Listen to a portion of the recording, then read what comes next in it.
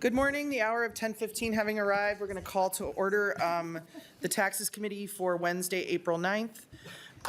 The first, we do have a quorum present?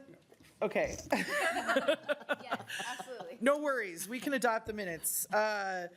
So, Vice Chair Norris, did you have a chance to look at the minutes for April 8th, 2025? Chair Gomez, I did, and I move the April 8th minutes.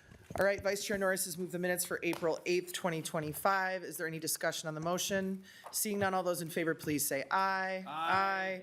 All opposed, no.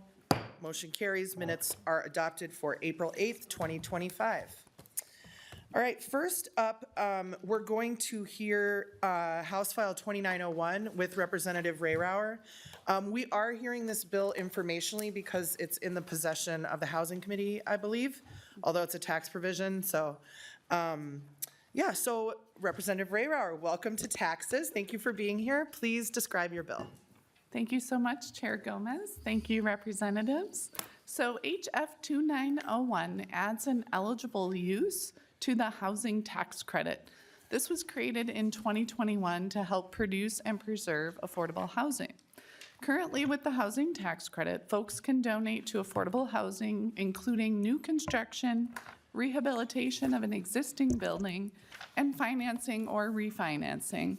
And then they can get up to a tax credit of up to 85% of that contribution. There's currently up to $10 million set aside per year for these tax credits, and the credits are on a first-come, first-served basis until the $10 million is gone. HF 2901 would add contributions for supportive services to be eligible as part of this housing tax credit. So it's expanding the use. Not all affordable housing includes supportive services, so this is specifically for supportive housing, which is for the people with the highest needs, often the lowest income folks, people coming out of homelessness, and people with disabilities. Supportive services include things, for example, like case management, job training, vocational training, referrals for addiction rehabilitation, and mental health counseling, to name a few. This is what we know. Just a building isn't enough for helping these folks. If one really wants to do affordable housing well, then they need to raise the dollars for both the building and the services for the humans in that building. My testifier today is Ben Helvig Anderson, Vice President of Policy and Organizing at Beacon Interfaith Housing Collaborative. Thank you, Representative Rehrauer. Welcome to the committee. Please just introduce yourself and go ahead with your testimony. Thank you, Chair Gomez and committee members. My name is Ben Helvig Anderson, Vice President of Policy and Organizing at Beacon Interfaith Housing Collaborative. Thank you, Representative Rehrauer, for working on this bill. Beacon is one of the largest developers and providers of supportive housing with 24 buildings and over 1,200 residents, and we're also a collaborative of over 70 congregations. Supportive housing is housing that creates subsidized housing and wraparound services for the most vulnerable Minnesotans. The state housing tax credit is a powerful tool that allows donors to receive tax credits for their contributions to affordable housing developments. We at Beacon are currently utilizing this tool, or the money just ran out, but we're utilizing it to raise capital for Gladstone Crossing, the new supportive housing development in Maplewood. However, supportive housing does not need capital alone to exist. For new developers and existing buildings, for new developments and existing buildings, the scarcest resource is always the money for service dollars. We would utilize this new tool to strengthen our fundraising for service reserves on a development, which would be a fund raised that can be drawn upon annually to fill the gap between the service contracts we receive and the price for quality services for our residents. This is exactly what we are doing now without this ability to use the tax credit. For example, in a building in Shakopee, we have been working for 5 years to create the first family supportive housing building in the region for over 40 families. While we were able to secure the capital to build the building, the last piece, which almost sunk the entire project, was trying to get enough service dollars. What allowed the project to move forward was creating a service reserve that fills that service gaps, and we are now constructing the project now. While we continue to ask for more service dollars from the state, the stagnant state budget and the possibility of losing federal funds has forced us to turn increasingly to fundraising service reserves for new and existing supportive housing. Right now, the tax credit will allow us to refinance a struggling property, but if the property struggle is due to a lack of service dollars, we cannot use this tax credit. This tool would allow us would be an effective piece to allow more deeply affordable supportive housing to be built and sustained. So thank you so much for hearing my testimony. Thank you for your testimony. If you wouldn't mind just sticking around in case there are any questions for you as we get to member discussion, that would be great. Is there anyone else present who wishes to testify on House File, whichever we're on? 2901? Not seeing any. Member discussion? And any questions for Mr. Helvig Anderson? I'm sure he's happy to answer them. Representative Lee? Thank you, Chair. Yeah, I think this is a bill that makes a lot of sense, but I'm curious, I don't know if this is a better question for the testifier or the author, but curious kind of what kind of services this tax credit would apply to. Mr. Helvig Anderson, or either one of you? Rep. Rehrauer. Thank you, Chair Gomez. I'll start with a few and then you can add on. So things, it includes case management, job training and vocational training to get folks back into employment, referrals for addiction rehabilitation, and possibly even mental health counseling services to help get folks back on their feet. Mr. Helvig Anderson? Yeah, thank you, Chair and Representative. So the services in supportive housing are really unique. They are on-site in supportive housing to really kind of wrap around services to meet the given population that's there. So it's case management directly working with in family supportive housing. It often includes programming for the family, for the parents and the kids around parenting or job coaching. For youth supportive housing, it looks a lot like educational help and support. And then for kind of general individuals in supportive housing, it can be a broad range of services provided. But really what it is a service provider right in the building, allowing folks who are often exiting homelessness, who often have many barriers, including maybe substance abuse or mental health issues, to really have a case manager on site to really help kind of guide them in their unique path forward. Thank you. Representative Lee, good. Representative Robbins. Thank you, Madam Chair, and thank you, Representative Rehrauer, for bringing this bill. I just kind of want to understand, so if we're allowing the use of the credit now for supportive services, that is an ongoing cost, but originally it was intended to build housing. So will this credit always be able to provide for the ongoing costs, and will that result in a reduction in new affordable housing? Representative Rehrauer. Thank you, Chair Gomez. Just to make sure we're clear on the finance side of it, so the $10 million that's set aside per year will not change. So it stays at the $10 million, first come, first served basis. As far as how you feel about if that will take away from having enough money for the buildings, I'll hand it over to my testifier. Mr. Helvig Anderson. Madam Chair and Representative, yes, so there is a set amount of money in the program, and so it does run out eventually. And so buildings are competing for more dollars for the given amount for all the eligible uses. This would add a new eligible use to it. What it would do is enable supportive housing, which is housing that is focused at the lowest income folks exiting homelessness. It provide a new tool to continue fundraising to be able to build and sustain that current housing. And so while we need a lot more resources all over to be able to build the full amount of housing that we need in the state for all folks, and we need a lot more resources to even sustain the current amount of housing, that this would create another space in that. Just to touch on what you named around the ongoing part of it. So I know that, yes, supportive housing needs ongoing services and has an annual budget for that. Much of that hopefully is covered by contracts through the county or the state that's paying for that. What we find is that there's always a gap that exists between kind of what services we receive and the quality services we need to provide for residents.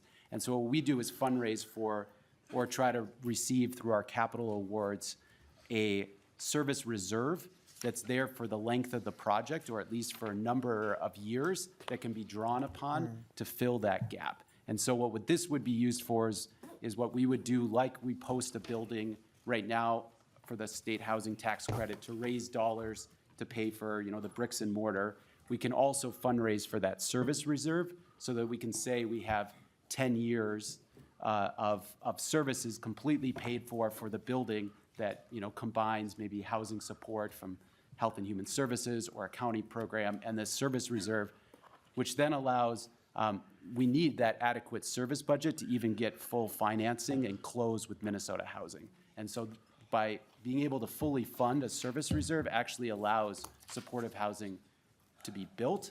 And then likewise, if it is in trouble, or if there's problems with a certain property, this would allow a service reserve to stabilize it and remain supportive housing at its current usage.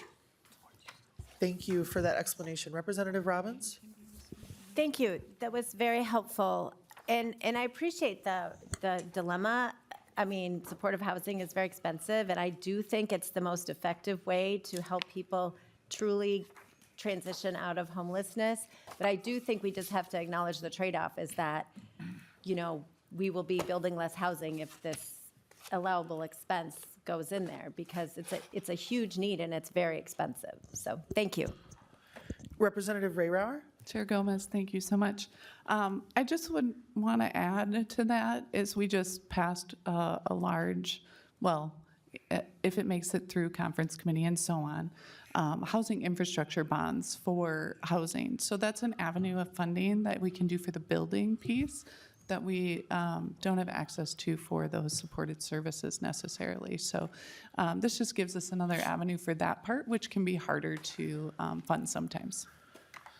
Thank you, Representative Rehrauer. And I will say that the allocation to the affordable housing tax credit is just $10 million a year. And as you probably know, the cost of building a single unit of affordable housing is hundreds of thousands of dollars a year. And so, it may make a difference around the margins in terms of what the production is, but the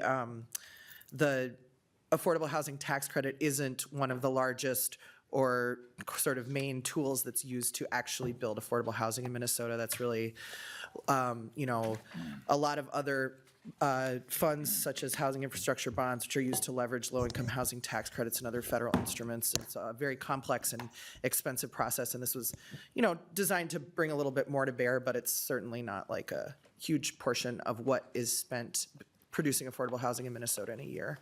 But are there any further questions? All right, Representative Rehrauer, please wrap us up.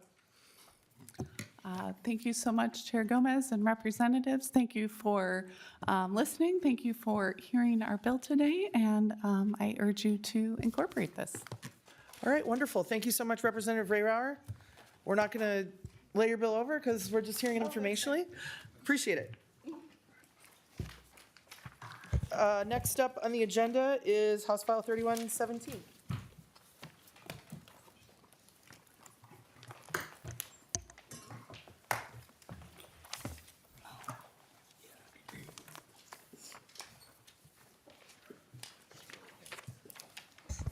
All right. Chair Gomez, as you get seated there, would you like to move that House File 3117 be laid over for possible inclusion in the 2025 taxes bill? Yes, please, Mr. Chair. So moved. Chair Gomez, to your bill. Mr. Chair, could we adopt the A1 amendment if you don't mind? We can. Members, we have an A1 amendment on House File 3117. Chair Gomez, do you want to briefly describe the amendment, or would you like nonpartisan staff to do that for us? Yeah, Mr. Chair, I mean, it just is some brief clarifying language, adding sort of like clarifying that this is referring to social media platforms. It's from the Minnesota Chamber of Commerce. Mr. Chairman, Chair Davids? was that a glitch or did I hear something wrong? I'm not glitching Chair out yet, Gomez. Mr. Chair. Okay, Need some time. there is hope. All right, members, we are voting on the A1 amendment to House File 3117. All those in favor say aye. Aye. All those opposed? The bill is amended. All right. Next up, would you like to now describe your bill, Chair Gomez? Sure, thank you, Mr. Chair. So House File 3117 imposes an excise tax on social media companies based on the number of Minnesota residents who use their services in a month and whose data they are mining. I think that if you've been reading the news or if you have a kid, you have been hearing for the last few years about some of the impacts of social media. I think like any tool, social media can be used for good or for ill. I guess as a parent, I'm especially concerned about some of the things that I have read and have experienced with my son and his friend group about the way that it enables kids to bully each other, about the way that it can impact children's self-image and body image. And then there are other concerns about social media. It's one of the primary ways that misinformation and disinformation is spread. And, nobody is providing these ostensibly free services out of the kindness of their little billionaire hearts. They're doing so because they're making a lot of money doing it. These companies generate billions of dollars in revenue through ad sales, yes, but increasingly through data mining, through tracking every single little thing that each of us are doing when we're on the internet, and every little thing that our children are doing when they're on the internet. And, we've all experienced the weird, micro-targeting that these companies do. You'll be, talking about something or Google something or strangely, think about something, and then it pops up on your Instagram feed. It's like a very strange reality that we live in that way. And so, two of the three richest people in the world, Elon Musk and Mark Zuckerberg, have made their fortunes from social media companies. They are two of the richest people who have ever walked the earth. We have a situation, we talk a lot about wealth and income inequality in this committee and in the legislature, because increasingly it is of grave concern to everybody when you have a few people at the top who own more than the rest of us combined. And that's the situation that we're in. And, the sort of billionaire bosses of social media companies have entire lawyers, departments full of lawyers and accountants who work to ensure that they never pay $1 of income taxes. And so this is an attempt to acknowledge that, these companies are potentially damaging our children, are using our data, selling our data, tracking us. And there are social costs to that. And so they should be paying taxes based on the practice of data mining. So as I said, this bill would impose an excise tax. It's based on the number of people who use their service in a month. So if there are, in Minnesota, so if there are fewer than 100,000 people, they pay no tax. Fewer than 100,000 Minnesotans who use their service in a month, one of these companies that mines our data, there is no tax. Between 100,000 and 500,000, the tax per month is 10 cents a person over 100,000. If they have between 500,000 and 1 million users in Minnesota, the tax per month is 40 grand plus 25 cents per head. And if they have over 1 million consumers in Minnesota and they're stealing our data, the tax per month is 165,000 plus 50 cents times the number of consumers. So that's the bill, Mr. Chair. Thank you. Thank you, Chair Gomez. Next, we'll go to our testifiers. We've got a number of testifiers on both this bill and the next bill, so we're going to ask our testifiers to stick to 2 minutes for their testimony. First up, we have Pastor Julie Thompson. Pastor Thompson, please make your way to the testifier table.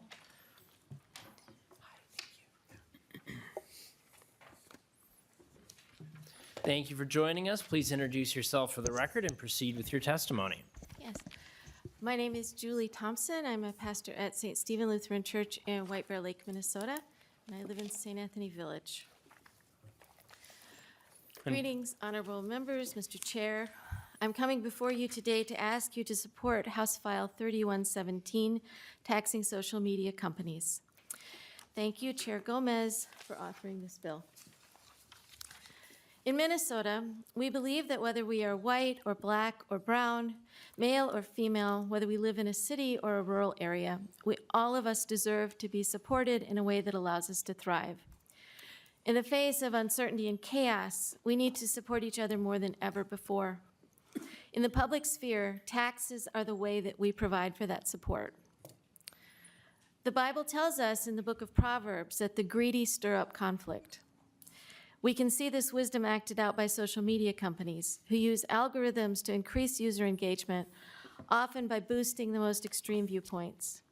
This in turn increases polarization and divides us into echo chambers. While we are encouraged to focus our attention on attacking each other, wealthy individuals and corporations have been manipulating the system behind our backs and are now paying far less than their fair share. At the same time, the effects of these algorithms are increasing costs for our communities. Among young people, social media use has been shown to affect brain development in areas such as emotional regulation and impulse control. In addition, social media can lead to depression, isolation, and other mental health concerns for all users. These problems affect everyone. By taxing social media companies, we will be taking back a small amount of the profit that these companies have derived from our suffering. We will be able to invest it in Minnesota rather than seeing it moved offshore, siphoned away through layers of shell companies. We will be requiring that these companies be part of making Minnesota a state where everyone can thrive. Thank you for your time. Thank you, Pastor Thompson. Next up is Wendy Paulson.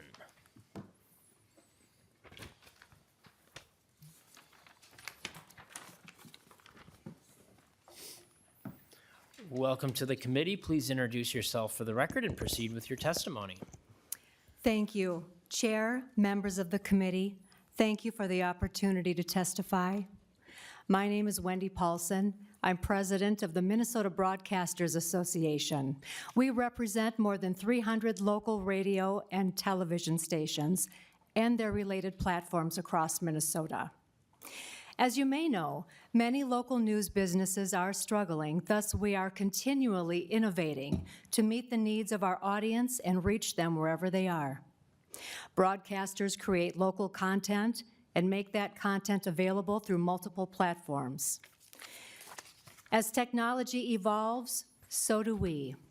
Minnesota's broadcasters have embraced new and emerging technology to stay connected with their communities. Today, we serve audiences on air and online through websites, streaming, podcasts, apps, and social media, wherever people want to engage. And we do this while continuing to deliver trusted, local content free of charge to Minnesotans every day. That's why we're concerned about House File 3117. While the goal of holding large tech platforms accountable is understandable, this bill's broad language could unintentionally include local broadcasters who use digital platforms to serve the public. Specifically, MBA members have concerns about the potential impact on medium and large local broadcasters. Though their focus is local content and advertising, they may collect user data through site visits, newsletter signups, and advertising tools. Given their reach across Minnesota, they may cross the 100,000 user threshold unintentionally, subjecting them to the proposed tax. The bill's definitions of social media platform and consumer data are broad, and without clear guardrails or exemptions, it risks sweeping in local broadcasters who are simply using modern tools to deliver free, essential information. We appreciate the committee's efforts to clarify who is impacted, though we are continuing to evaluate its potential impact on our members as technology evolves and the lines between social media and local news may blur in the future. We appreciate your work on this issue and your continued support for local media that keeps Minnesotans informed, connected, and safe. Thank you. Thank you. Chair Stevenson, was your question to this particular testifier? It was, Mr. Chair. Chair Stevenson, go ahead. I'm just wondering if you can speak more about broadcasters' practices when it comes towards data mining and how specifically a broadcaster might do that and fall within the scope of the bill from that. Can you talk more about your data mining practices, why you would be doing that? Wendy Paulson. Thank you. We are continuing to evaluate the language and hope to work with you on the language. We do know that many of our Minnesota broadcasters are reaching out to their listeners and to their viewers and keeping them engaged, not only through social media, through newsletters, through a variety of different ways that they do reach out and work with our listeners and our viewers. Chair Stevenson. Thank you, Mr. Chair. All right, thank you, Wendy Paulson. Next up is Tanner Fritzinger. Please introduce yourself for the record and proceed with your testimony. Chair and members of the committee, my name is Tanner Fritzinger, and I am a political affairs coordinator for the Minnesota Association of Professional Employees. We are a union representing roughly 19,000 members working in public service across all state agencies, boards, and commissions. Thank you for the opportunity to testify in support of House File 3117. House File 3117's proposed excise tax on the collection of consumer data by social media platform businesses is an innovative and reasonable proposal to increase Minnesota's revenue as we face a substantial structural imbalance in the coming years and current uncertainty in federal funding, and we are already experiencing some of those impacts. Last week, the Minnesota Department of Health sent layoff and separation notices to 170 employees whose positions were funded by suddenly terminated federal grants. Many of these individuals work as infectious disease professionals whose job was to track and plan preventative measures against mass outbreaks of harmful sicknesses. The federal government also shuttered the Energy Assistance Program, which provides low-income families with heating and air assistance.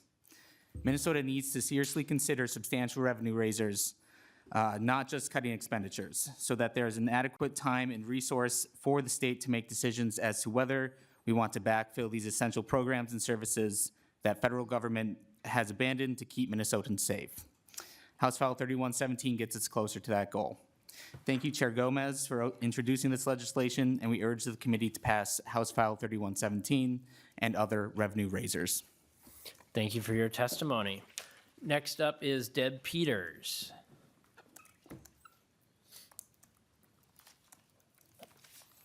Welcome to the committee. Please introduce yourself for the record and proceed with your testimony. Good morning, Mr. Chair. My name is Deb Peters, and I want to apologize to the prime sponsor. I have had the opportunity to work with her in the past couple of years on a few issues, and due to the timing, I wasn't able to reach out, so I apologize for not being able to reach out sooner.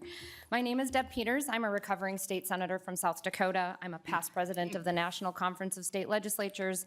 I'm a past president of the Streamlined Sales Tax Governing Board, and I'm a certified public accountant.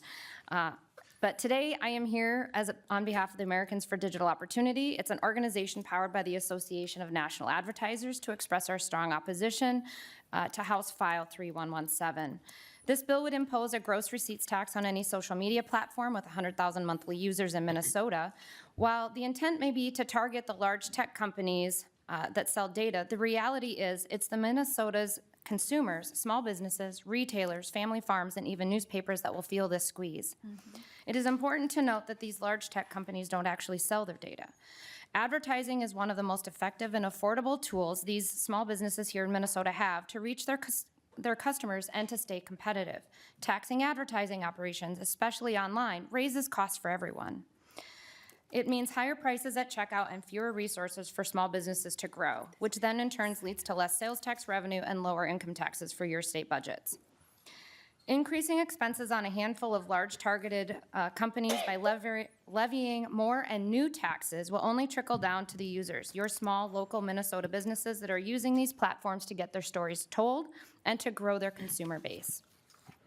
The small businesses will feel the repercussions of a bill like this. The economic impact in Minnesota could be significant. Not only does this bill implement double taxation for these companies because they are already paying a corporate income tax here in Minnesota, but advertising does also support thousands of jobs and billions of economic activity in your state.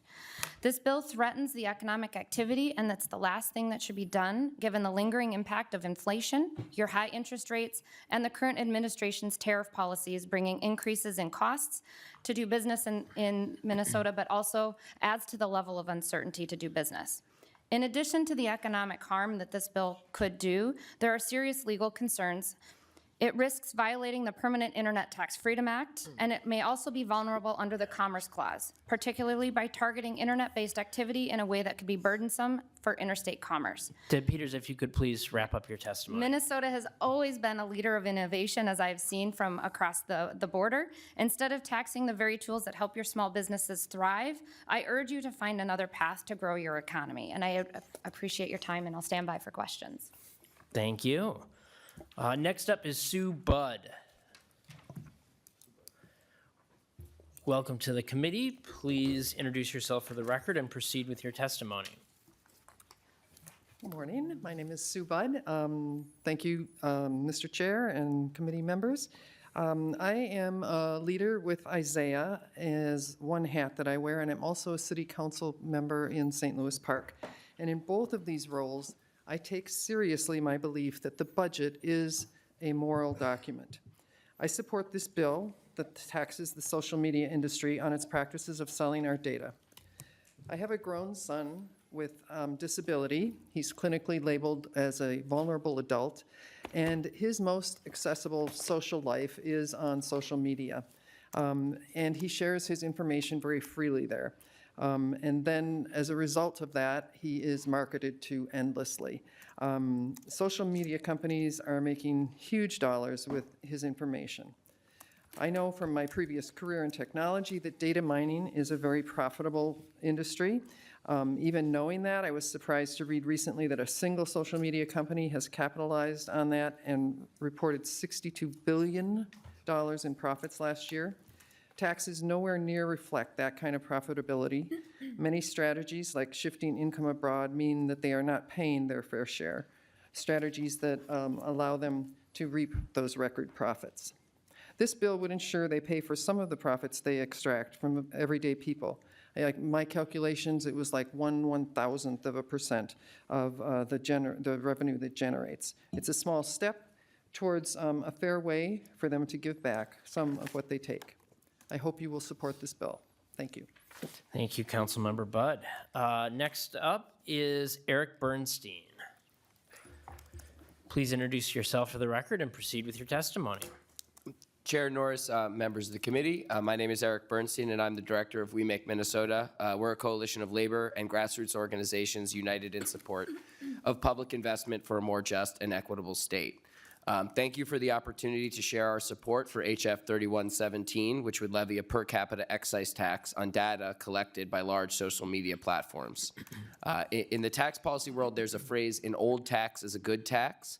And that describes a generally sort of skeptical disposition towards new tax ideas when the old ones will do. But HF 3117 is, in my opinion, an exciting exception to that rule that should find support on both sides of the aisle. By taxing social media platforms, HF 3117 raises revenue from a powerful and fast-growing industry that often pays little in taxes due to the intangible nature of their business.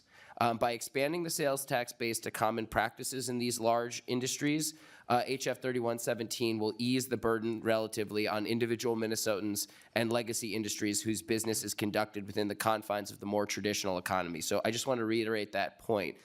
If we don't do things like this and find ways to tax industries that are growing in new areas and generating a lot of revenue, then the burden will remain relatively higher on all of those more traditional industries. HF 3117 could also be described as what economists call a Pigouvian tax, which is a tax on something with harmful side effects or negative externalities.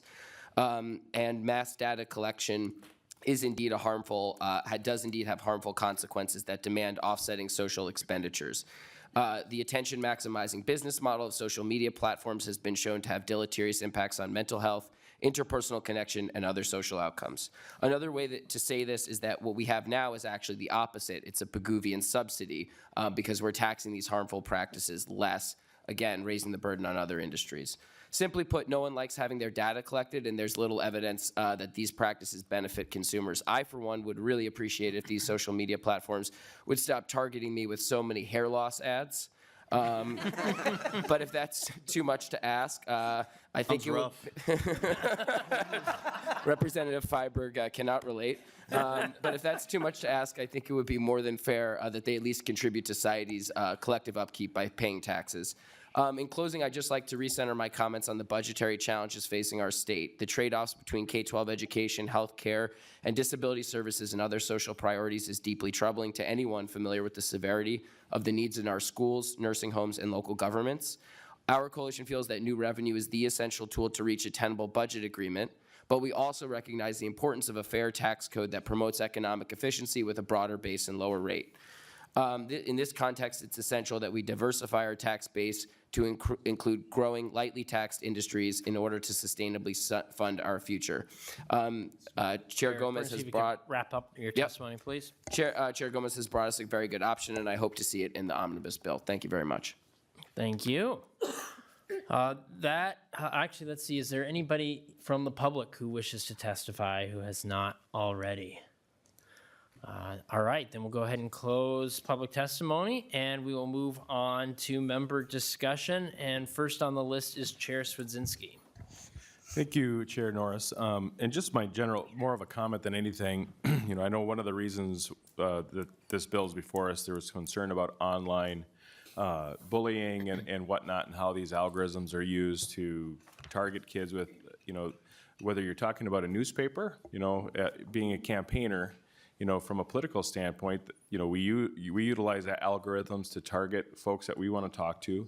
When we're talking about newspapers, those newspapers sell ads that target their market.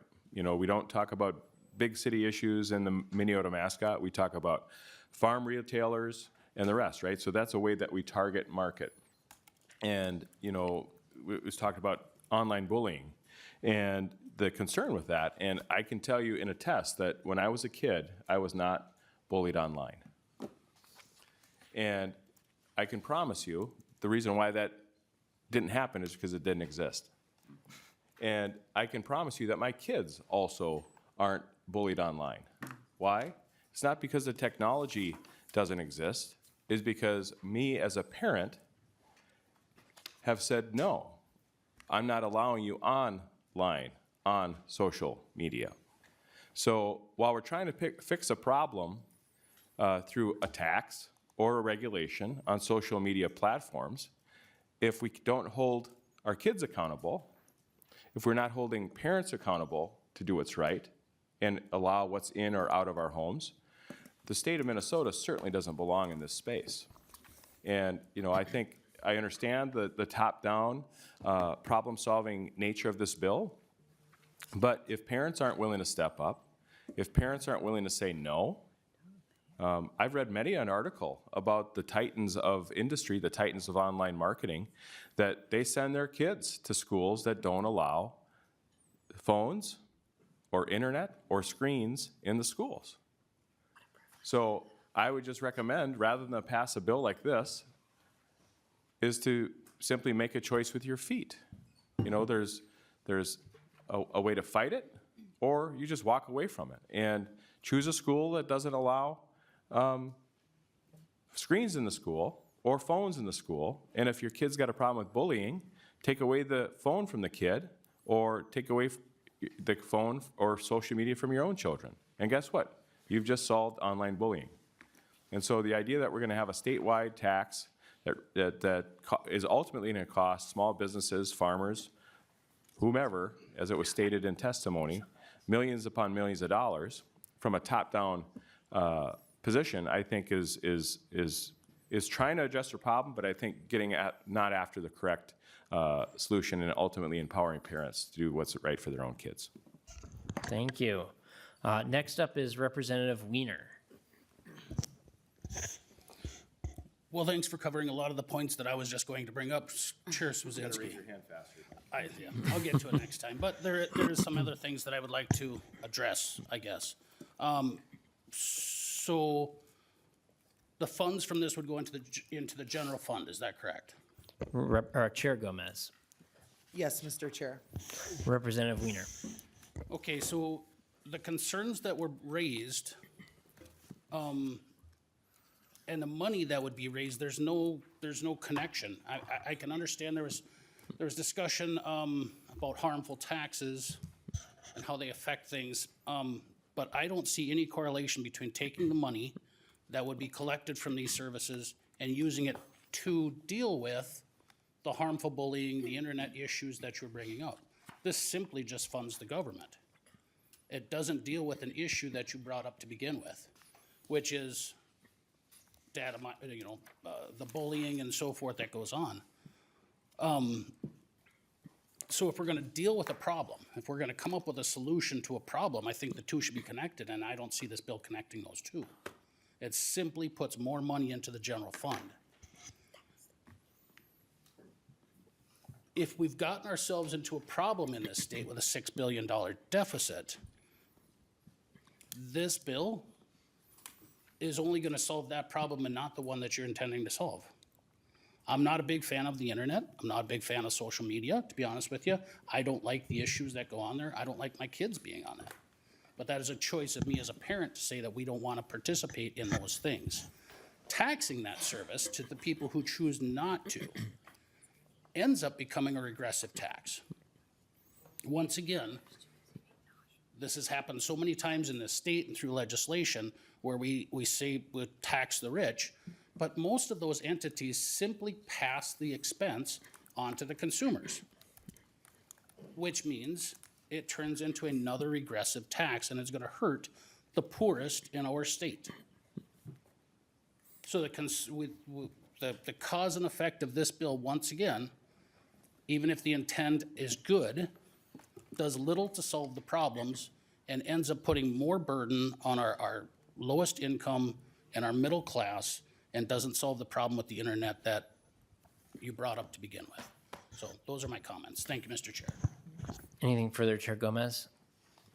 Okay. Next up is Representative Lee. Great, thank you, Chair.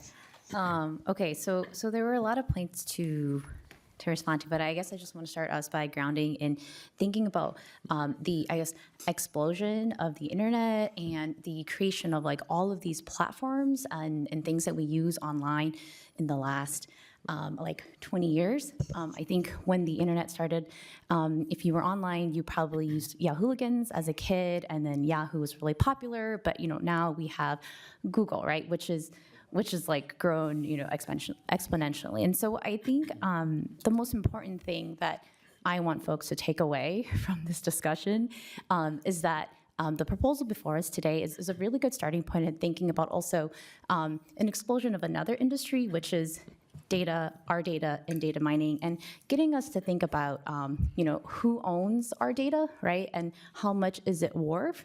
I think that's really important. Like, a lot of us don't think about that every day. We take that for granted. But, in thinking about newspapers versus the internet, right? Like, I think what these kind of, I don't know how to describe them, I guess data mining companies like the best way, right? But these people, if you read articles a couple years ago, Target was able to predict that a father's daughter was pregnant before he knew that, right? And so this is much more,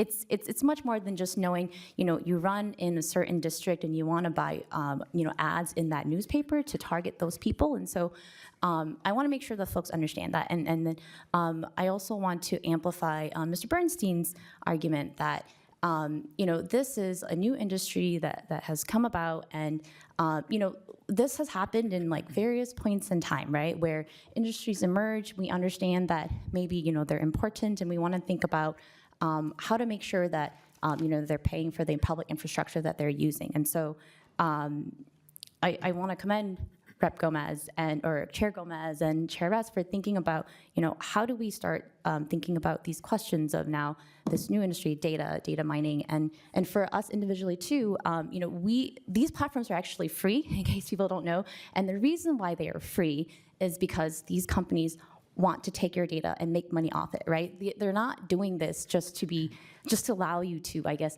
date or find people online in these profiles. They're free because they need your information. And so I commend the chair for starting this conversation. And I want to make sure folks understand that that's the premise, right? All of these platforms are actually free. They want small businesses there. They want you to create profiles and give them their data. And there's a reason for that. Thanks. Thank you, Representative Lee. Next up is Chair Youakim. Thank you, Mr. Chair, and thank you, Representative Gomez, for bringing this forward, and Senator Rest. We do need more revenue in our funds to pay for our schools and do a lot of other good needs, and this seems to be something that should be happening since we already tax other forms of advertising and media. And I think one of our members kind of missed the point about what the bill does. While many people are concerned about phone usage with their kids and how they're affected, we have a family member, an extended family member, their 9-year-old was affected, and she's not even online because of an awful app that was out there. So I hate to shame parents for how they parent their children. And I know somebody said, well, I would send them to a different school, the media moguls do, and that's not my comments. Another side, that's a real privilege to be able to do that not everyone has. But Chair Gomez, this bill is good, and I think it's more about the fairness of our tax base, let alone also trying to find revenue, because we don't know what we're going to be facing in September once the federal government does what they're going to do, and how much money we may be losing for some of the most vulnerable members of our society when the dust settles. So thank you for continuing to look out for Minnesotans. Thank you, Chair Youakim. Representative Johnson. Thank you, Chair. Thank you, Chair, for bringing this forward. I asked this before, and I guess before I go into my other questions, I'm just wondering, is this being done anywhere else, or is this another example of Minnesota being very creative in another way to try and tax everything that's out there? Chair Gomez. Thank you. We would be the first state to do this particular thing. Okay. Representative Johnson. Thank you, Chair. So I'm confused how you would even do this. So if company's located in California, puts it out over the internet, people from Minnesota access it, not buying anything from them, just accessing it and using their platform. Would Minnesota expect that company to open up all their books and their operations to see what people in Minnesota are accessing it? And once you say that is actually violation of privacy of people expecting from their home being able to go on in the internet to access information, and now the state has access to who in Minnesota is now accessing their platform? Chair Gomez. Thank you, Mr. Chair. Representative Johnson, if you read the revenue estimate from the Department of Revenue that was included in your packet, you'll learn a little bit more about how they intend to administer this tax. Personally, I'm way more worried about like billionaires and the advertisers that they're selling our information to having information about every little single thing that we do on the internet, rather more so than the Department of Revenue knowing whether there is a consumer in Minnesota utilizing a certain service. You know, if there were, I mean, thank you for thinking of the Department of Revenue and the administrability of this tax. If there were challenges with it, then you would see it reflected in the revenue estimate. But as you can see, they have a plan for how they would administer this tax. It's kind of laid out right there for you. Thank you, Mr. Chair. Representative Johnson. Thank you, Chair. Chair Stevenson. Thank you, Mr. Chair. I want to start by saying I saw this great cartoon a couple years ago. It had a couple of pigs out in the, it was on the internet. There's a couple of pigs out, you know, on a farm, and they say, "Isn't this great?" One pig says, "Isn't this great? We get all the food we want to eat. We get free housing. We just get to hang out all day, no charge to us." Meanwhile, the slaughterhouse is in the background. If you are not paying for a service, you are not the consumer, you are the product being sold. And with social media, that is exactly what is happening. They are monetizing all of us, all of our data, to sell ads. And as a result, they have built a product that is specifically designed to keep you staring at a screen for as long as possible. That is the whole business model. The more time you spend interacting with any service, the more money they make. So they are designing a product that is deliberately addictive because it is a way to make more money. And that is why I take really strong objection to an idea that the problem here is parents and kids who apparently don't have the discipline enough to resist the modern world. That's not reality. There was a study by Gallup recently that said the average teenager between the ages of 13 and 17 spends 5 hours a day engaging with social media. That's insane. You know, I've said this in other committees on other bills.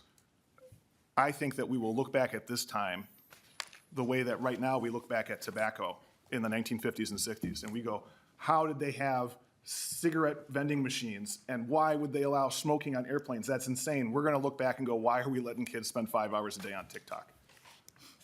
It's just bananas.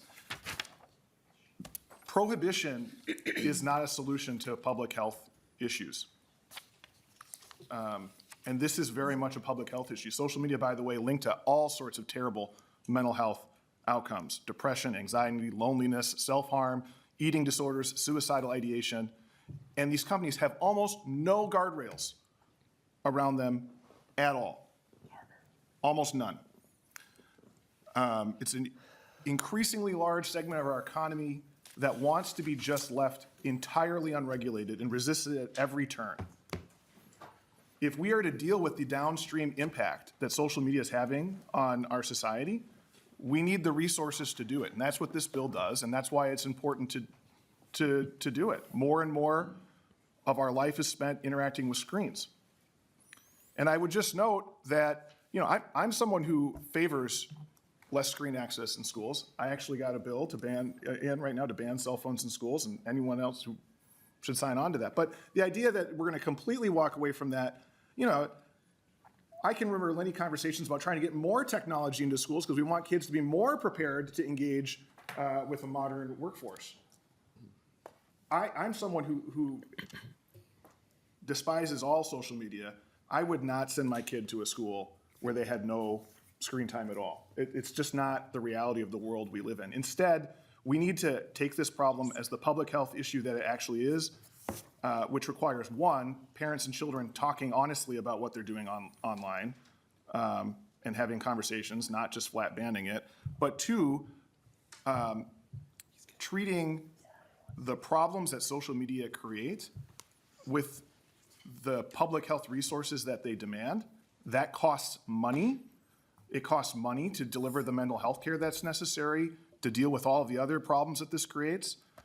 And I don't think it's at all unreasonable to ask social media companies to foot their share of the bill, the same way that I don't think it's unreasonable to ask big tobacco to pay a tax on their products so that we can deal with the public health consequences of smoking. It's the same thing. Thank you, Chair Stevenson. Members, we've got at least 6 more people who are looking to comment on the bill. We've got 2 more bills we need to get to as well today, so I'm going to encourage members to keep their remarks as succinct as possible. And next up is Chair Herr.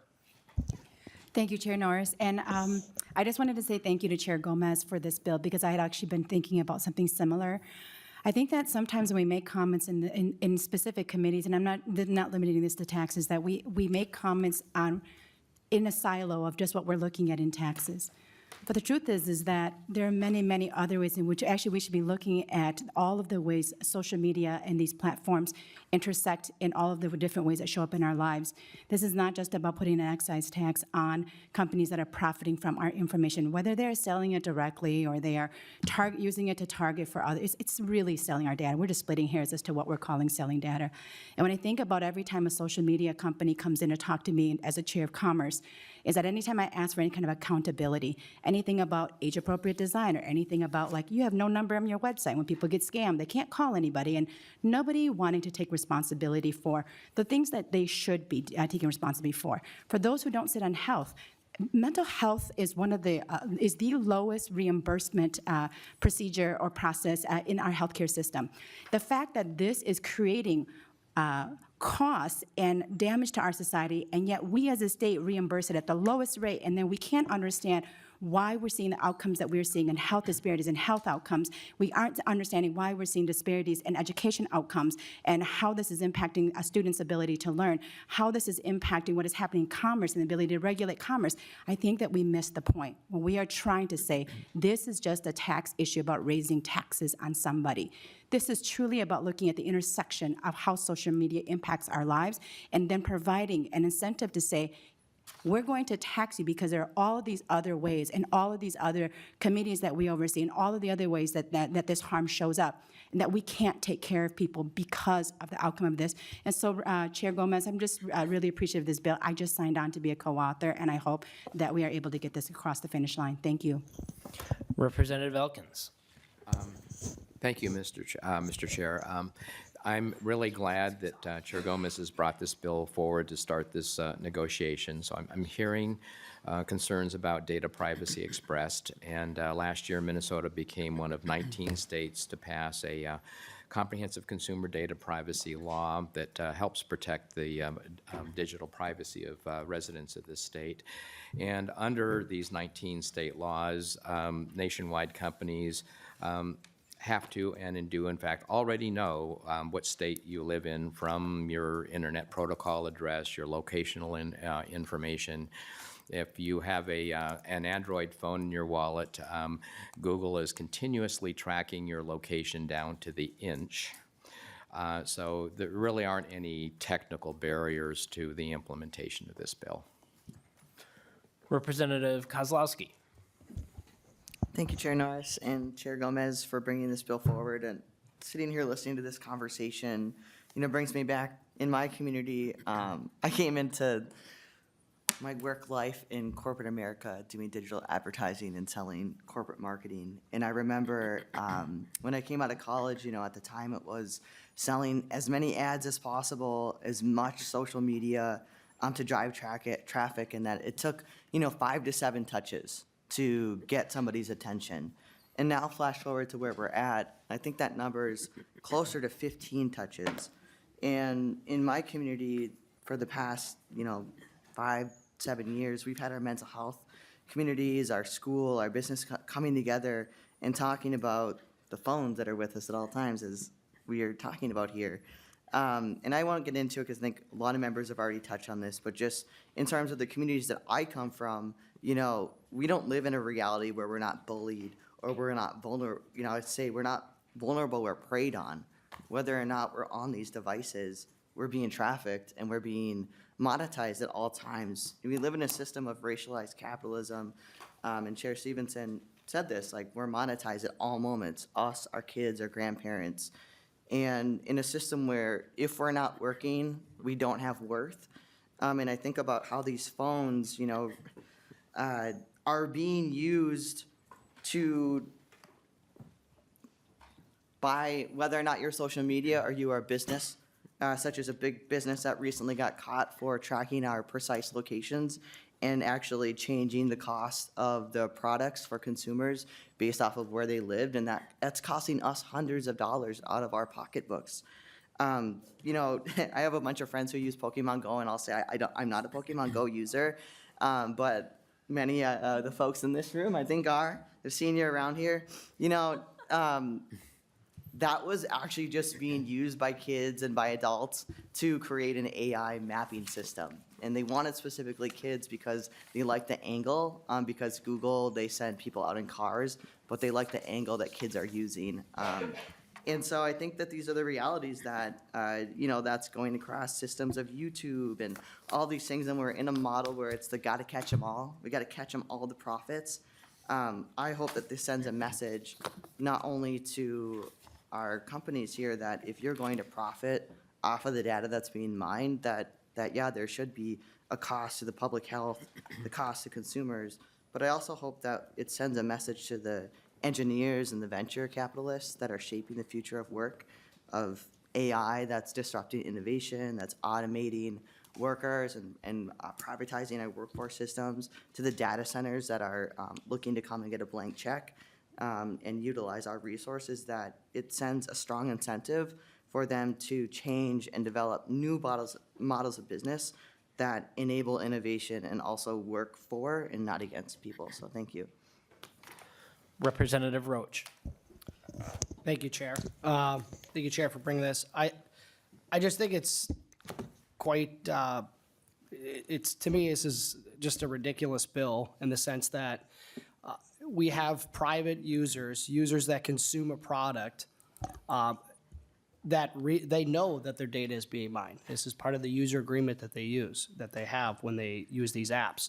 And if anybody should benefit from that, it should be the user. The government should not play a role in being the beneficiary of a problem, right? If an app wants to direct market, which a lot of consumers like, there are a lot of people that use these social media apps that like the direct marketing.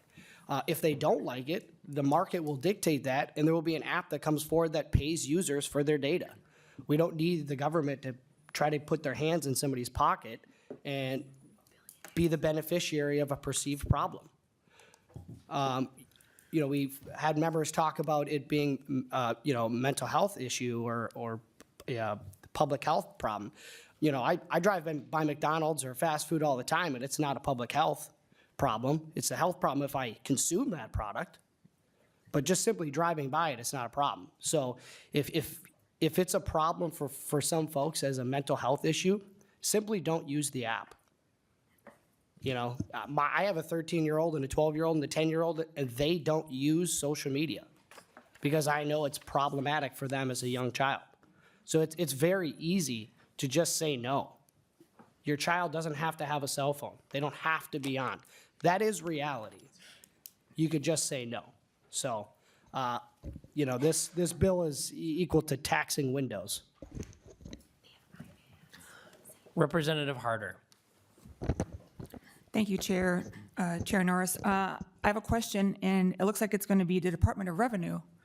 On their sheet that they gave us, or in our packet, under the headline Revenue Analysis Detail, it says for fiscal year 2026, it is estimated that 14 social media platforms would be subject to this tax. Can they share which social media platforms are they referring to? Do they have any examples that they can share? We're getting a shake of the head from Joanna Bears that Mr. Chair. information is not available. Chair Gomez. It sounds like you might want to sign on to my corporate disclosure bill here because you're asking them to disclose taxpayer data, but. Representative Harder. Thank you, Chair Norris. Well, they listed it on the form, so I think it's fair game to ask who exactly are they talking about. So if some of the department would just like to email me to give me an example, I would just really appreciate that. Thank you. We'll ask the department to Yeah, provide Mr. any Chair. follow-up that they can. Chair Gomez. Listing a number of taxpayers is different than listing the individual taxpayer name, I'll just say. Thank you. All right. Anything further, Representative Harder? No, thank you. All right. Chair Robbins. Thank you, Mr. Chair, and thank you, Chair Gomez. As a lot of you know, I have significant issues with social media, and I do share the concerns that, some of the concerns that Chair Stevenson expressed about the design of these programs being to addict our kids and adults, but kids are most vulnerable, and keep them on as long as possible to mine their data to make money off it. So, but the same problem could be said with sports betting or cannabis or the vapes. Like, there's a lot of things out there that our kids are particularly vulnerable to. And secondly, I strongly think that the people who if people want to have their data mined, they should be the ones who benefit from it, and we should find a way, rather than taxing people and increasing money to the general fund, we should find a way to regulate this so that individuals benefit from the use of their data. I do think it's complicated, and I know I've read and met with people who are working on this, but the benefit should accrue to the people. We own our data, we own our image, we own our location, we own our preferences. So if we want to share that, the benefit should go to the individual, not the state. And my final concern is that this doesn't really do anything to address the problem of the real problem, which is these algorithms driving content unsolicited to our kids, which I have a bill on that.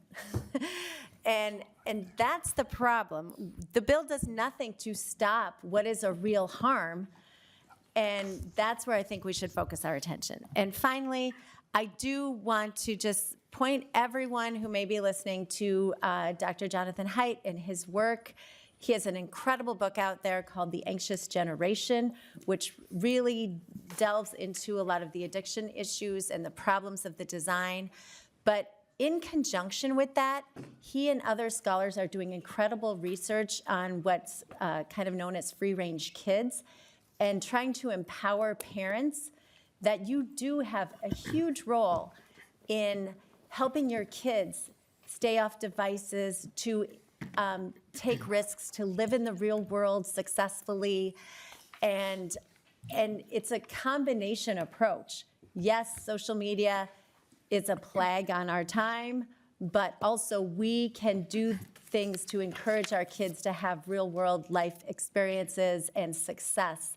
And so I just encourage you to look at his research, because it's both. And also there's increasing research around the globe that kids being on devices in schools, not just your cell phones, but being taught on apps, being taught on iPads, not using pen and paper anymore, is truly a detriment in their learning.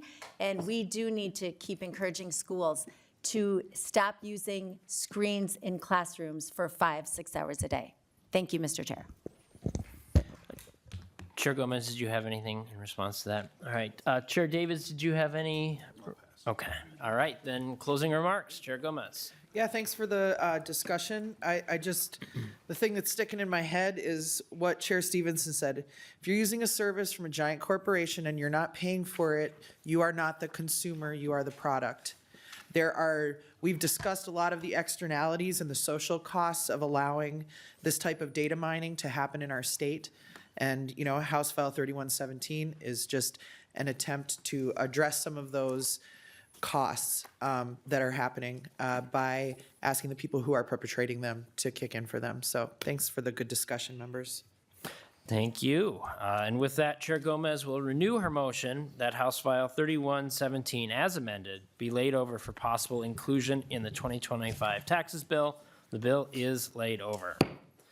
All right. Next up is House File 3027. This is also a Chair Gomez bill.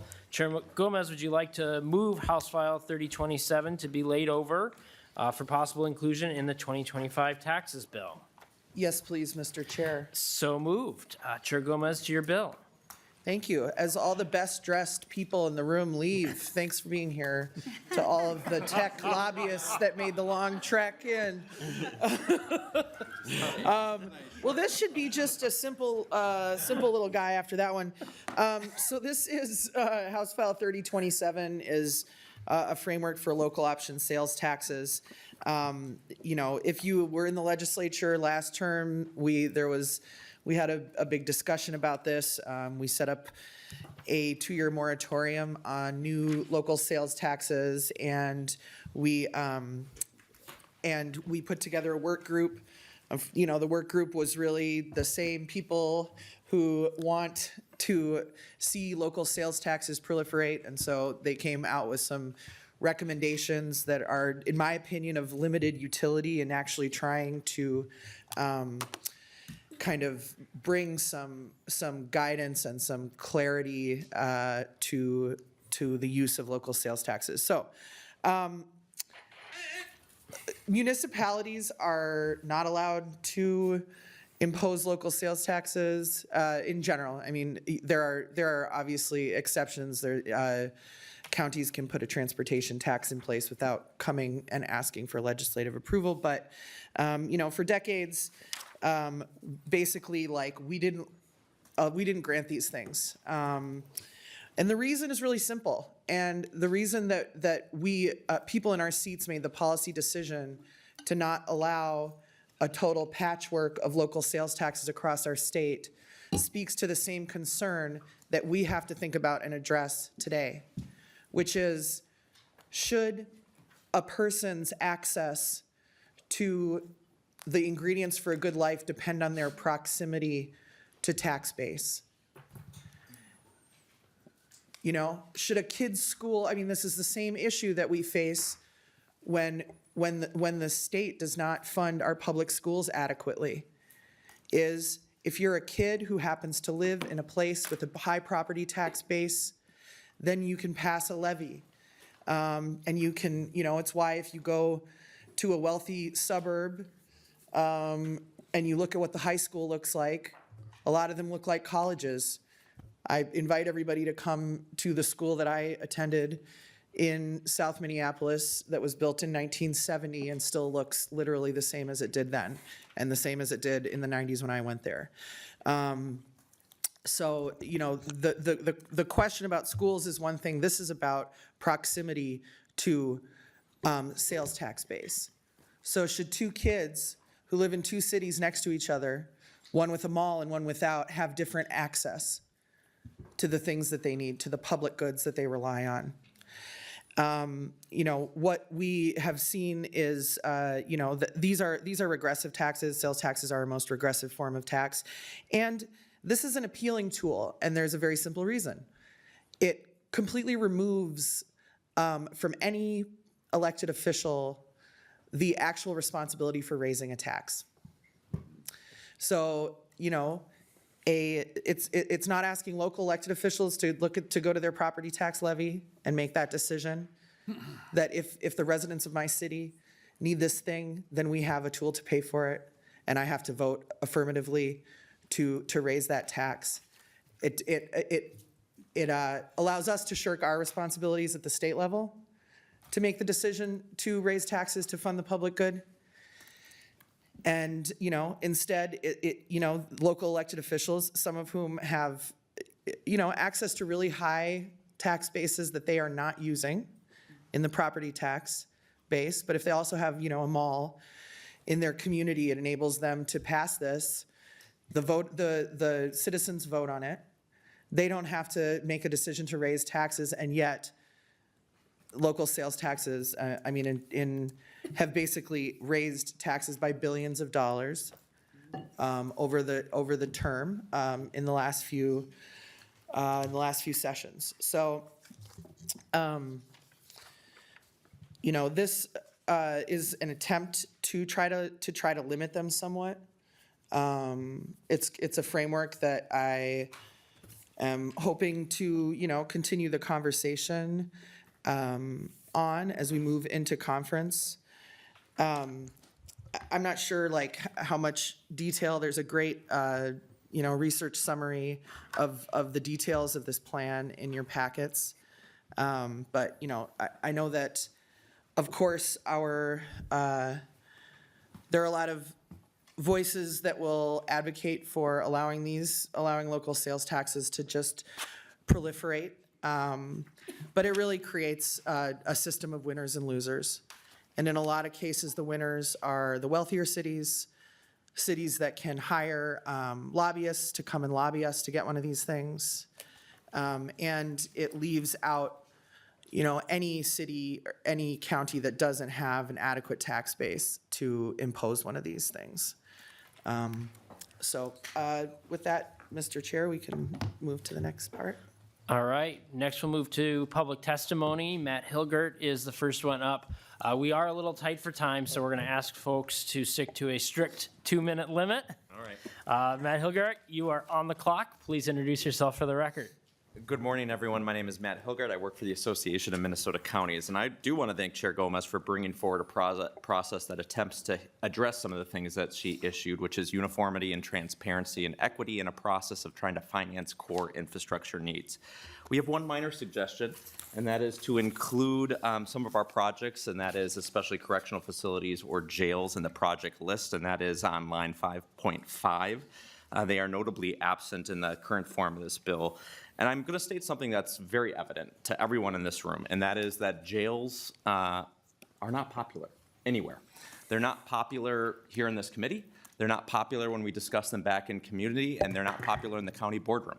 And in fact, a lot of county board commissioners lose their seat once they vote for county jails. That said, they are a part and a function of our public safety system. And I think that there's good deliberation about how many should there be regionalization. In fact, there was a jail study done last year, how to fund that. But right now, there is no funding for that. There is no state public safety funding in the budget for those jails, and they can cost tens and tens or hundreds of millions of dollars. There is no part of our bonding bill that we leave out for this. And so it falls to local governments. And in some cases, the DOC actually orders local governments to change their jails, reconstruct, remodel, or says that your jail will be closed. I'll just end with one example, and that is Koochiching County.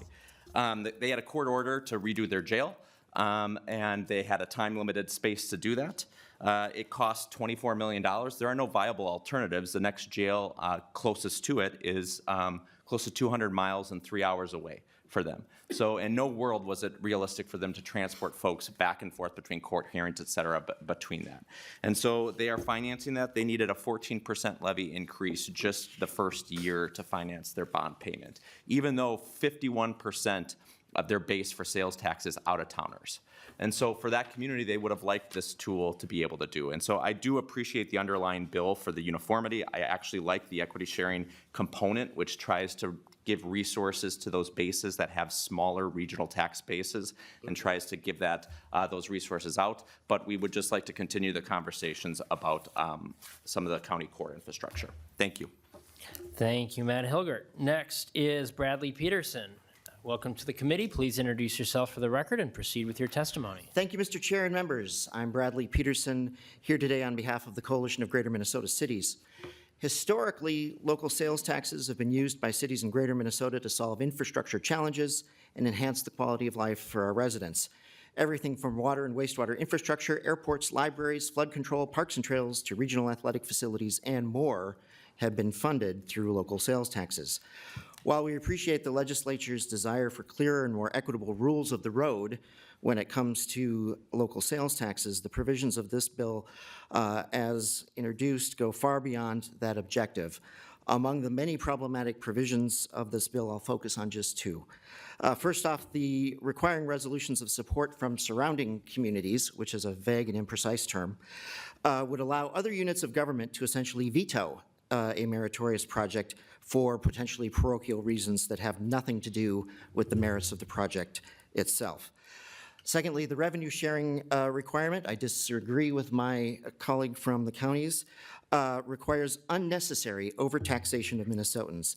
Even if this is desirable, the high rate that must be shared will prevent many projects from being viable, resulting in them simply not happening and our communities being poorer for it.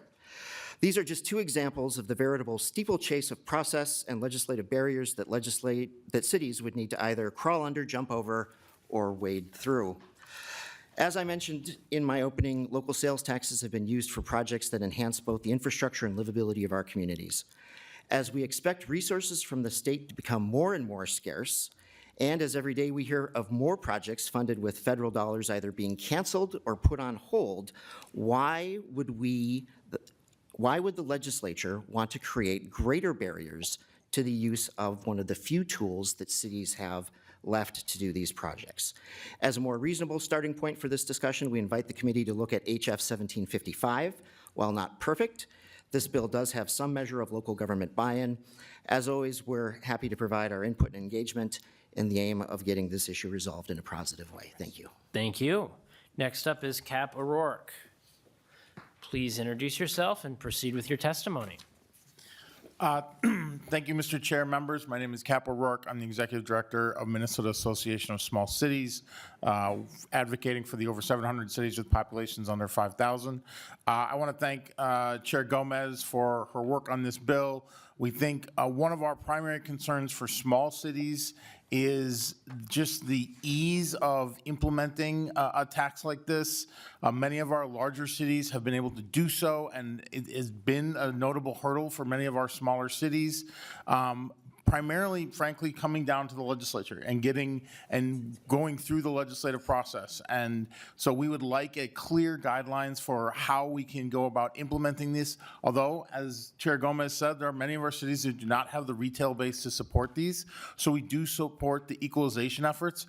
We do think the 15% that is currently in this bill is probably too high, as many of the projects that are done using local sales tax can often work within tight fiscal margins. And for those cities that could afford the 15%, they're probably some of the cities that Chair Gomez has the most concerns about. So we'd like to see that number get adjusted. We also share the concerns of Coalition of Greater Minnesota Cities about the surrounding communities having essentially veto proof or having to get approval. We do think there can be local buy-in from surrounding communities, but we think requiring it could be an unneeded hurdle.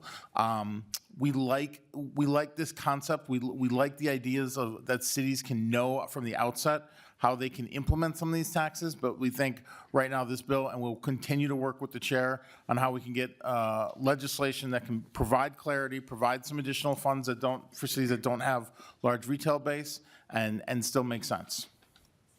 Thank you.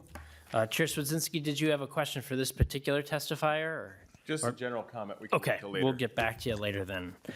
Next up is Patricia Nauman. Welcome to the committee. Please introduce yourself and proceed with your testimony. Thank you, Mr. Chair and members. My name is Patricia Nauman. I'm here representing Metro Cities, which is an association representing the collective interests of cities throughout the metropolitan area. And I just first want to say thank you to Chair Gomez for her work and ongoing discussions with cities and counties on the issue of local sales tax authority for cities without special legislative approval. Metro Cities also does appreciate the work of the local sales tax task force in 2023 that did make recommendations on these issues and sort of did that ongoing painstaking detailed work. Metro Cities policies generally do allow support allowing cities to impose local sales taxes without specific legislative authority for certain projects of a capital nature that do have regional benefit and benefit beyond the local jurisdiction. This does allow cities to diversify their revenues in paying for those certain projects that serve and benefit people beyond the city's boundaries, and also does not therefore overburden the local property tax. As the metropolitan area does grow in population, certainly demands for services and amenities have increased and will continue to grow over the coming decades. Metro Cities does appreciate the need to set a framework to allow cities to impose local sales taxes. We recognize there are myriad policy considerations, including the issue of equity for these kinds of taxes. However, Metro Cities is concerned, while we do appreciate a framework, we are concerned about some of the requirements in this bill, not dissimilar to what Mr. Peterson referenced and also Mr. O'Rourke, that do represent a high level or very prescriptive requirements for cities that would be seeking to impose these taxes. These do include the prescription around community support. We certainly support cities working together, but believe these requirements are fairly prescriptive, as well as the high level of equity aid in the bill. With respect to the equity distribution, Metro Cities has generally acknowledged and supports and certainly recognizes the need for equity for neighboring communities, but would prefer to see these issues addressed through the state's local government aid program, which does provide aid for those cities that meet certain requirements. And so we look forward to continuing to work with Chair Gomez and the committee on these issues. Thank you. Next up is Nathan Jessen. Welcome to the committee. Please introduce yourself and proceed with your testimony.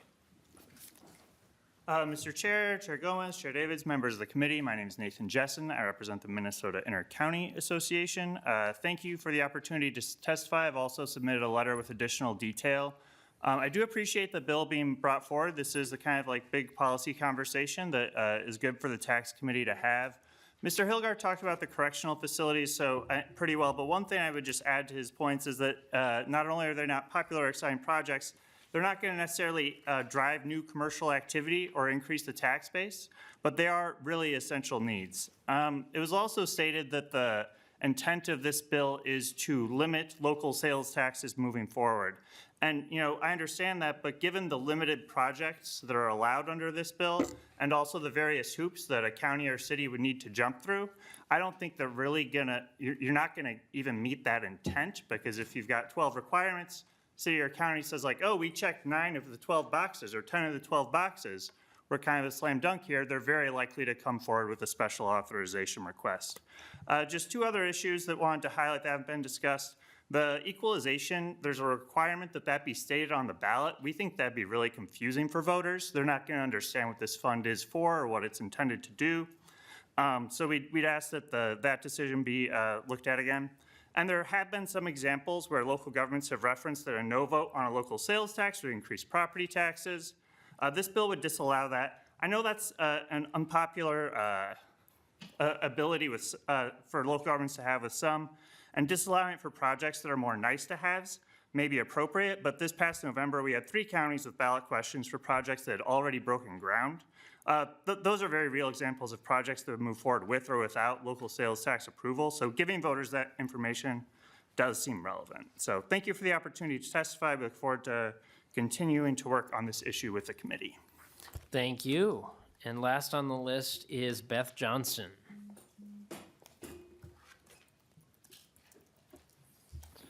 Please introduce yourself for the record and proceed with your testimony. Chair Norris and members of the committee, for the record, my name is Beth Johnston and I'm with the League of Minnesota Cities.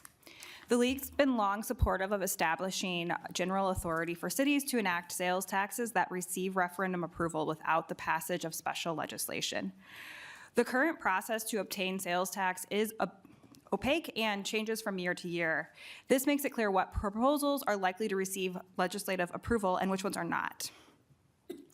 This bill provides a process for cities to impose a local sales tax without a special legislation and better allow cities to plan and budget for capital expenses. The truth is that LGA and property taxes, other than LGA and property taxes, cities have very few ways to raise revenue to provide the services and amenities which residents depend. The uncertainty of federal funding and the state bonding bill have caused cities to look for other resources to fund capital expenses. The projects cities look to fund with local sales taxes are often of regional significance and benefit not just the residents, but also the surrounding communities. We appreciate this bill outlining what projects cities may authorize a local sales tax for and setting a process with voter approval and not legislative authority. There are some areas of the bill that we hope to continue working on. This includes the ballot question language, community support requirement, and some technical stuff about commingling funds. We appreciate the author bringing this legislation forward. As this bill moves forward, the League would like to continue to be a resource to help ensure what becomes law is administrable and works for cities. Thank you. Thank you. Any other members of the public who wish to testify? Seeing none, we will move on to member discussion. I had Chair Swedzinski on the list. It looks like he's stepped out at the moment. Chair Youakim. Thank you, Mr. Chair, and I just want to thank Chair Gomez for tackling this issue. When I was property tax chair, I just got handed a reversal of making all of them come up to the legislature, and it was really weedy to work through, and Chair Gomez was really helpful in making me think a lot of different ways, and I'm so glad that you kept with this, and I think this is really great progress. Thank you. Any other members? I just want to echo that. Representative Thank Anderson. you for working on this, so thank you. All right. With that, we'll go to Chair Gomez for closing remarks. Yeah, thanks for the committee's consideration. More to come on this topic as we move forward. And with that, Chair Gomez renews her motion that House File 3027 be laid over for possible inclusion in the 2025 taxes bill. The bill is laid over.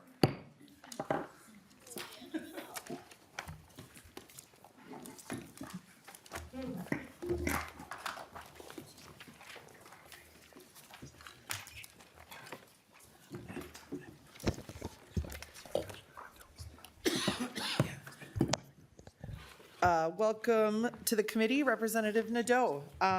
Next up is your bill, House File 2367.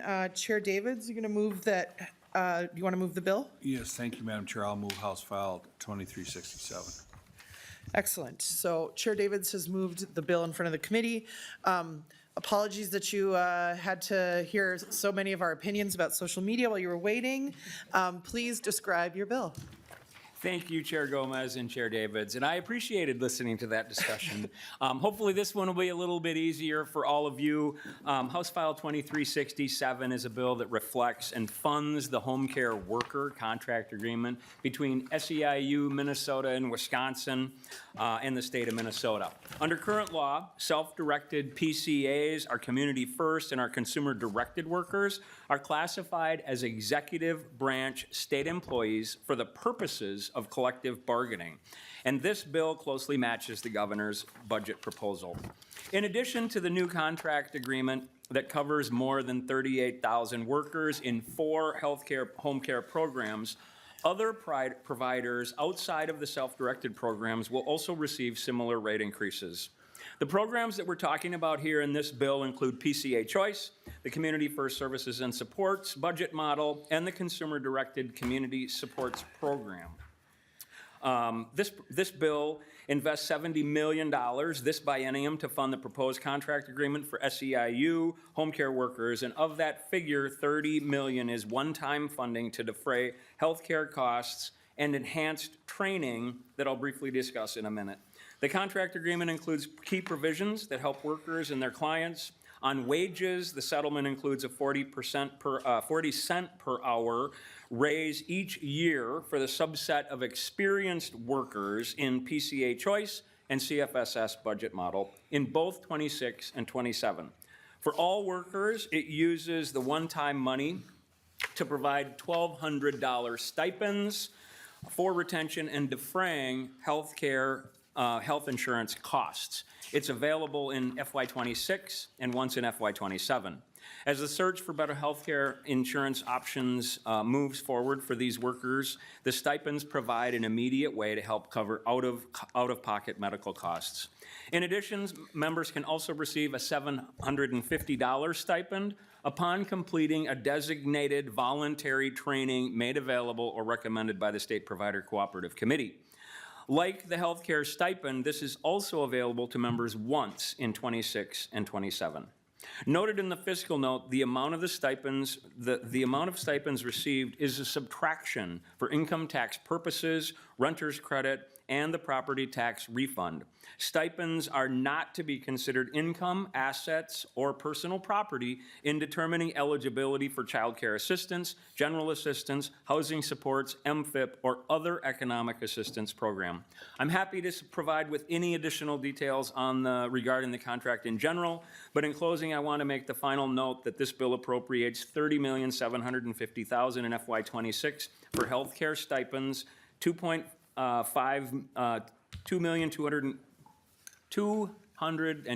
$2,250,000, sorry, in FY '26 for training stipends and $1 million to DHS to administer these stipends in 2026. And I have people here that can answer specific questions if you have any. Thank you very much, Representative Nadeau. Is there anyone present who wishes to testify on this bill, on House File 26 or 2367?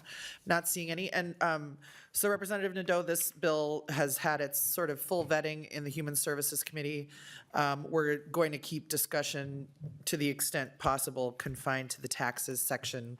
Those are the parts that we will be but hopefully carrying in an omnibus tax bill. Are there any member questions or comments?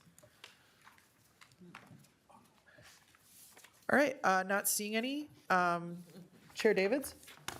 Thank you very much. Madam Chair, the path of this bill, House File 2367, does this go back to HHS or does this stay here? So, thank you, Mr. Chair. So my understanding is we're laying this bill over. We'll carry the tax provisions. But it has also been heard in HHS, and sort of the policy kind of and finance parts will be carried in the HHS or in the Human Services bill, but Correct. Representative Nadeau, did I get that? That is correct. Okay, Chair Davids? Okay, thank you, Madam Chair. I really do like the tax provisions in here because if a stipend is issued, you don't want that going against people, putting them up to the limit on whether it be whatever government program it might be. So thanks for carrying this, Representative Nadeau. I think the tax provisions, I think, are good. I don't know about the other stuff, but the tax positions are good. Excellent.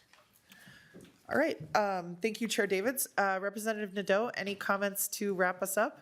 Well, the other part of the bill is even better, Chair Davis, so thank you very much.